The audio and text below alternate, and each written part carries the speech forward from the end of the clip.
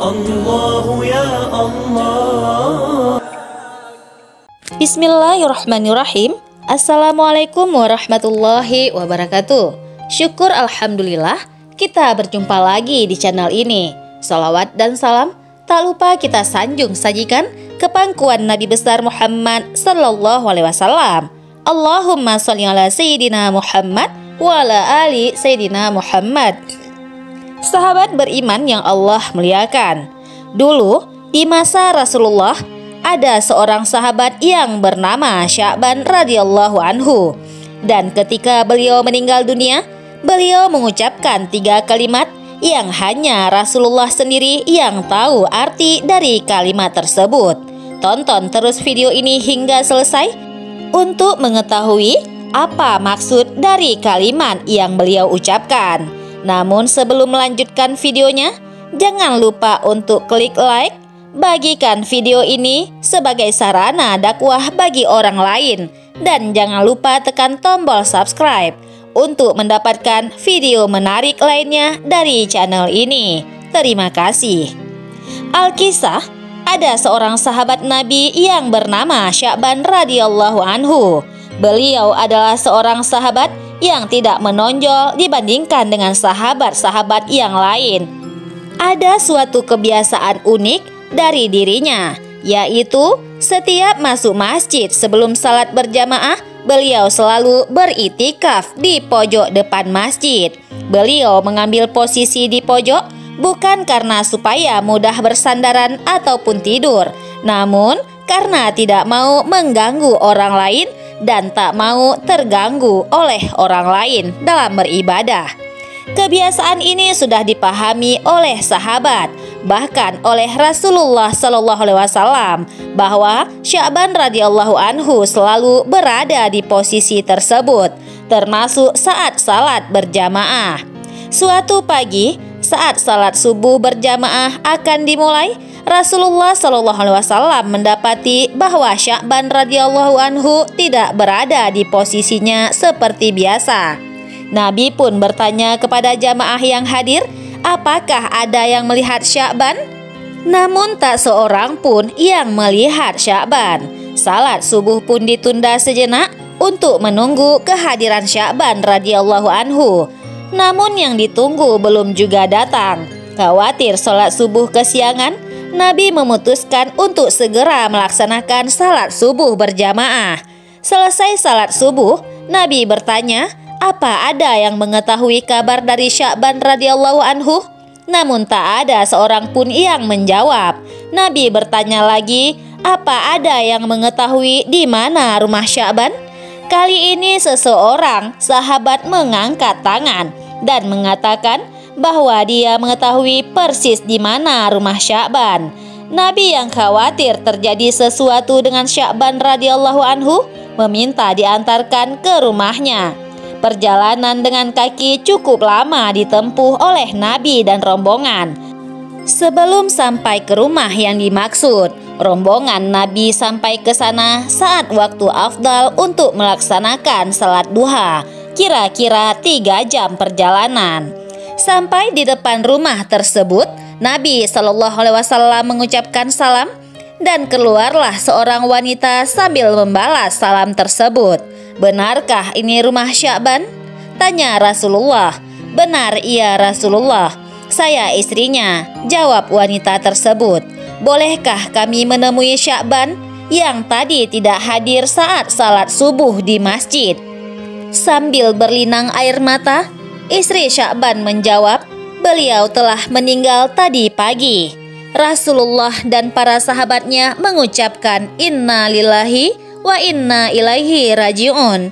Masya Allah, satu-satunya penyebab dia tidak salat subuh berjamaah adalah karena ajal sudah menjemputnya.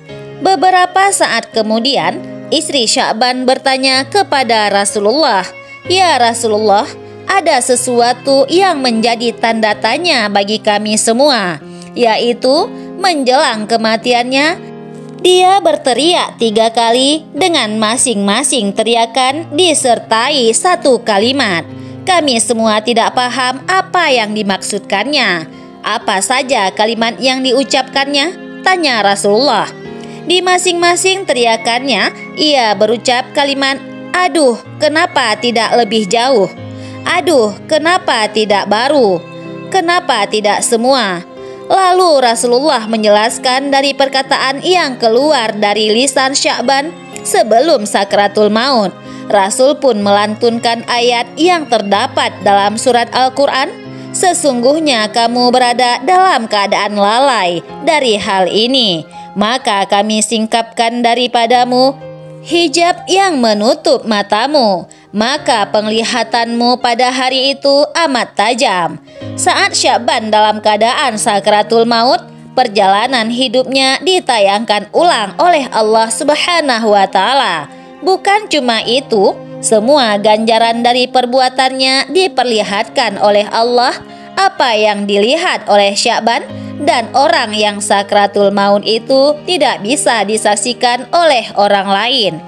Dalam pandangannya yang tajam itu, Sya'ban melihat sesuatu adegan di mana kesehariannya dia pergi pulang ke masjid untuk salat berjamaah 5 waktu.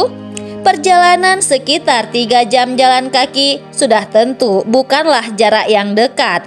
Dalam tayangan itu pula, Sya'ban diperlihatkan pahala yang diperolehnya dari langkah-langkahnya ke masjid. Beliau melihat seperti apa bentuk surga dan ganjarannya. Saat melihat itu, beliau berucap, "Aduh, kenapa tidak lebih jauh?" Seakan-akan timbul penyesalan dari dalam diri Sya'ban.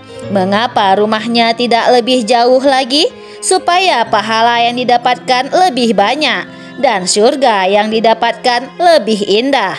Dalam penggalan berikutnya, Sya'ban melihat saat ia akan berangkat salat berjamaah di musim dingin. Saat ia membuka pintu, berhembuslah angin dingin yang menusuk tulang. Dia masuk kembali ke rumahnya dan mengambil satu baju lagi untuk dipakainya. Jadi, dia memakai 2 buah baju waktu itu. Sya'ban sengaja memakai pakaian yang bagus ataupun yang baru di dalam dan yang jelek di luar. Pikirnya, jika kena debu, sudah tentu yang kena adalah apa itu yang di luar. Dan sampai di masjid, dia bisa membuka baju luar dan salat dengan baju yang lebih bagus. Namun dalam perjalanannya ke masjid, dia menemukan seseorang yang terbaring kedinginan dalam kondisi mengenaskan. Sya'ban pun iba, lalu segera membuka baju yang paling luar dan dipakaikan kepada orang tersebut dan memapahnya untuk bersama-sama ke masjid untuk melakukan salat berjamaah. Orang itu pun terselamatkan dari mati kedinginan dan bahkan sempat melakukan salat berjamaah.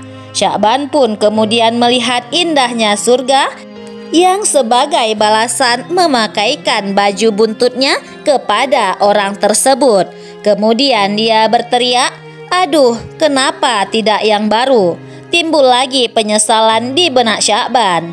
Jika dengan baju buntut saja bisa mengantarkannya mendapat pahala yang begitu besar, sudah tentu ia akan mendapat yang lebih besar lagi seandainya ia memakaikan baju yang baru.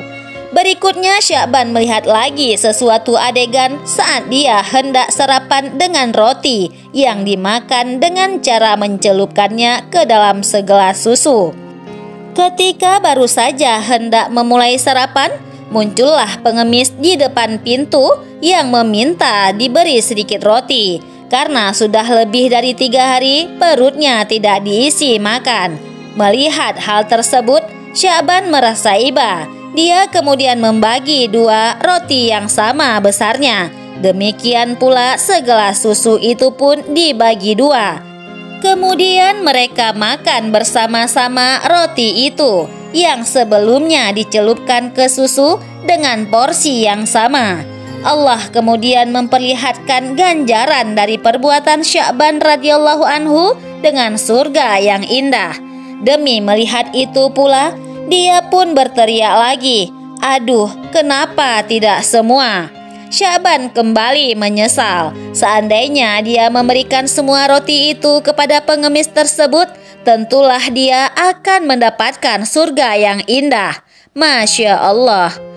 Sya'ban bukan menyesali perbuatannya, tetapi menyesali mengapa ia tidak optimal. Sesungguhnya semua kita nanti pada saat sakratul maut akan menyesal, tentu dengan kadar yang berbeda. Bahkan ada yang meminta untuk ditunda matinya karena pada saat itu barulah terlihat dengan jelas konsekuensi dari semua perbuatannya di dunia. Mereka meminta untuk ditunda sesaat karena ingin bersedekah, namun kematian akan datang pada waktunya, tidak dapat dimajukan dan tidak dapat diundurkan. Sering sekali kita mendengar ungkapan hadis berikut ini. Salat Isya berjamaah pahalanya sama dengan salat separuh malam. Salat subuh berjamaah pahalanya sama dengan salat sepanjang malam. 2 rakaat sebelum subuh lebih baik daripada dunia dan seisinya. Namun lihatlah, seolah-olah kita tidak percaya kepada janji Allah. Dan mengapa demikian?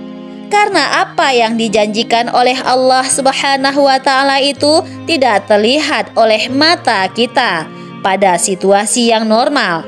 Mata kita tertutupi oleh hijab yang tidak terlihat.